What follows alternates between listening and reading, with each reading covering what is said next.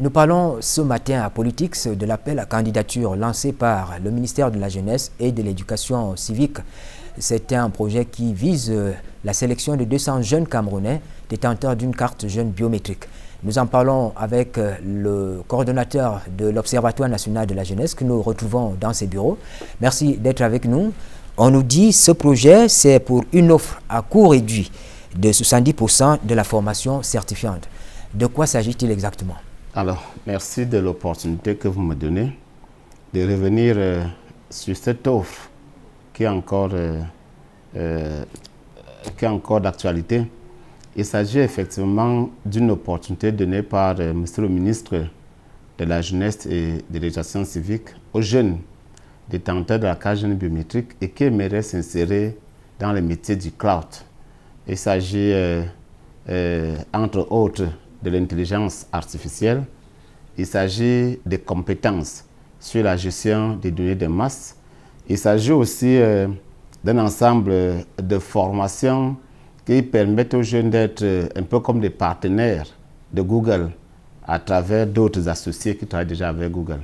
Dans les modalités pratiques, on avait prévu la mise sur pied d'un jury qui va procéder à la sélection définitive des candidats et les candidatures elles-mêmes étaient attendues jusqu'au 30 juillet. Est-ce qu'on peut faire le point en ce moment?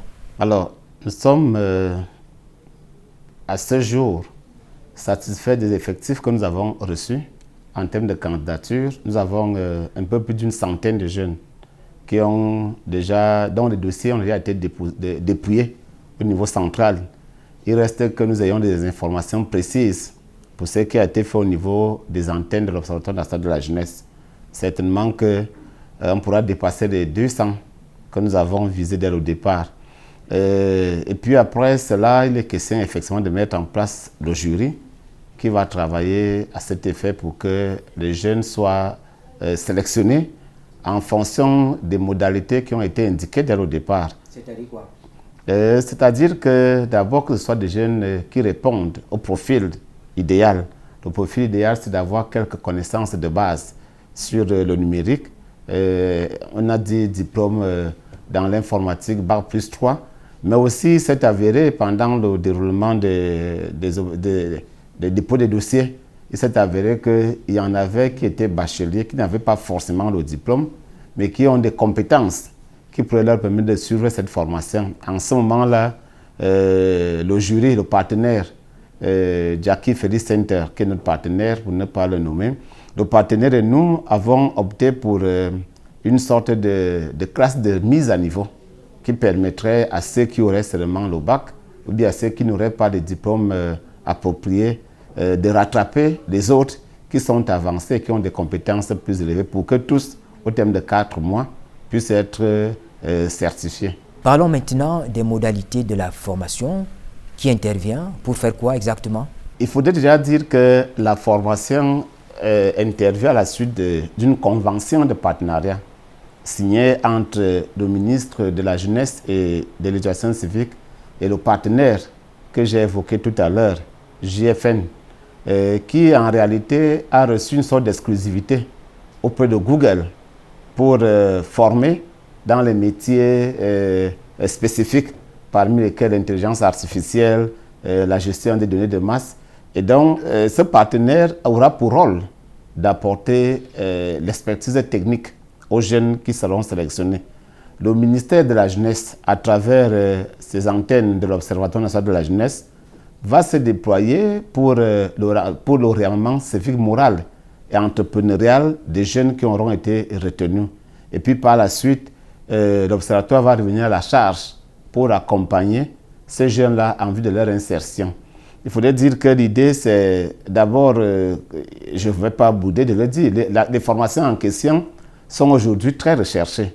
Donc il sera question pour nous d'accompagner les jeunes vers leur accès à l'emploi. Et pour ceux qui le pourront, on va les accompagner à créer des entreprises qui soient à leur tour des partenaires de Google.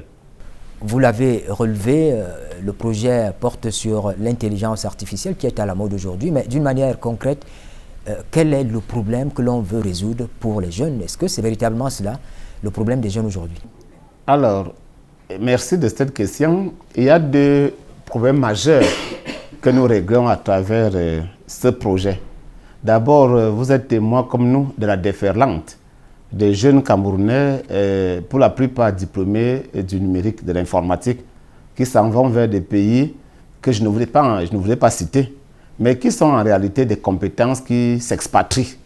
Et des compétences qui, en même temps qu'elles s'expatrient, s'en vont avec des hommes, s'en vont avec des ressources humaines, qui pourraient travailler au Cameroun, non seulement pour servir dans leur secteur d'activité, mais aussi pour accompagner la production et la création des richesses dans d'autres secteurs.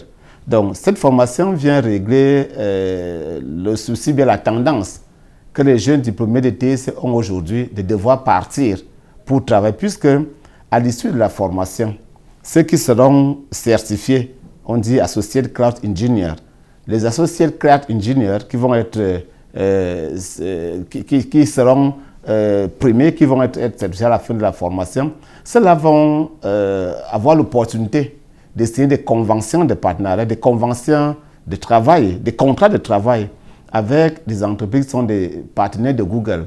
Je dois dire que des salaires sont très loin de ceux que nous touchons.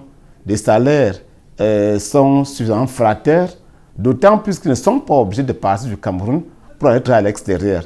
Ils ne sont non plus obligés de travailler seulement pour ces acteurs-là, parce que ce sera 2 heures, 3 heures, 4 heures de travail par jour. Ils pourraient faire autre chose.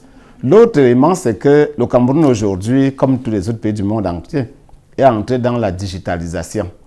Et pour être de plein pied dans la digitalisation, il faudrait que nous ayons aussi notre masse critique de compétents qui vont construire des entreprises, qui vont développer des entreprises, qui vont former d'autres jeunes pour que, tel que le chef de l'État l'avait souhaité dans le cadre du plan triennal spécial jeunes, pour que le numérique soit effectivement d'un des axes majeurs de croissance économique du Cameroun à l'horizon 2030. Donc c'est une formation, je ne dirais pas futuriste, parce que déjà les compétences sont recherchées dans ce secteur, mais aussi c'est une formation qui permet au Cameroun de régler plus d'un problème, notamment la digitalisation, obtenir un très grand profit du numérique, puisque c'est un secteur de plus en plus porteur aujourd'hui. Donc, je pense qu'il est intéressant que des jeunes qui vont se déployer s'y mettent à fond, parce que c'est des espoirs, non seulement pour eux-mêmes, mais aussi pour le Cameroun.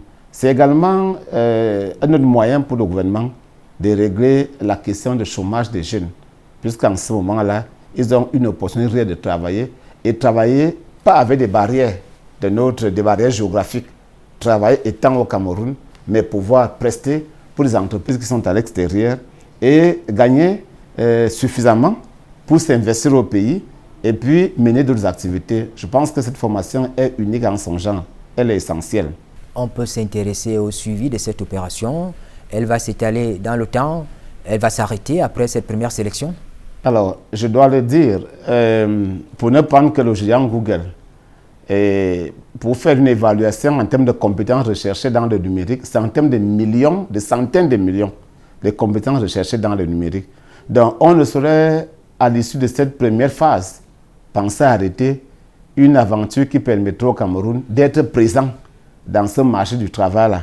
Donc, il est question, à l'issue de cette phase, de pouvoir peut-être former d'autres jeunes, d'autres générations de jeunes, de façon à ce que le Cameroun soit leader en termes de compétences dans les métiers du numérique. Et ça, il faut le faire puisque nous avons la chance d'avoir dans notre pays le partenaire JFN qui a reçu l'exclusivité pour l'Afrique centrale de former au nom de Google ceux qui pourraient accompagner les autres entreprises, les filiales qui travaillent avec Google.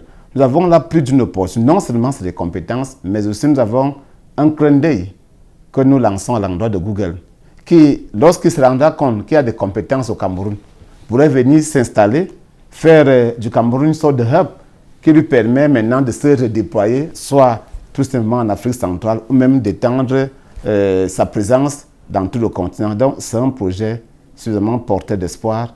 Nous pensons nous y mettre à fond. Et M. le ministre de la Jeunesse et de l'Éducation civique a déjà commencé avec ses homologues à voir comment est-ce qu'on peut faire pour que progressivement les jeunes puissent mener ces formations indépendamment de leur parcours scolaire, leur parcours académique, leur parcours universitaire.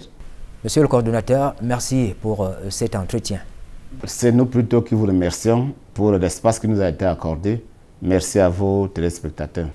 Politics a donné la parole au coordonnateur de l'Observatoire national de la jeunesse. C'était pour évoquer le projet portant sur la sélection de 200 jeunes Camerounais détenteurs d'une carte jeune biométrique.